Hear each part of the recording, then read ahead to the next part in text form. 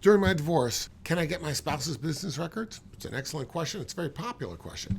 My name is Goldman. I'm the director and founder of Goldman & Associates. Our firm has a primary focus on family law issues here in Michigan, and today we're going to continue our video series, which is designed to educate and inform the public about these very kinds of questions. So please subscribe to our channel. You know, it's a very interesting thing. I mean, you got a divorce, things were going great. Someone had a business was running good. Now it's a divorce. The other side doesn't know anything about the business. The other side was just sort of benefiting from the business. Money was coming into the household, bills were being paid. But now they need to know something. They need to know this business is a marital asset. What's it worth? How do we figure that out? Well, through a process called the discovery process, your attorney has the ability to get bank records, tax returns, profit and loss statements, all the things that'll show what's coming into the business, what's going out of the business, so that a determination can be made as to what is the value. Now, it may not be a question of you looking at a tax return. It may not be a question of checking out a bank record. You may need to go through the expense of hiring a forensic accountant to make a determination as to what the value is.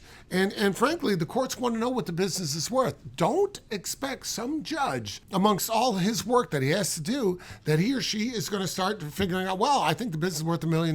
They're not going to do that. They're going to look to the witnesses who testify before the court, who bring evidence, who are subject to cross-examination by the other side to determine what the value is. That's what they're going to look to. And they're going to want to know that value, because how are they going to know how to divide it? Now, worst comes to worst, the court can say, okay, well, you haven't provided me any knowledge about what the business works, so I'm going to give you 50% of stock. I'm going to give you 50% of stock. You know where that leaves you? Nowhere. Because you don't know what that stock is worth. You don't know what you just got 50% of. And you don't know how to make it so that there's an exit strategy. So it's very important to go through this process, the discovery process, so that you can determine this. Hidden income that's run through a business can affect other things too.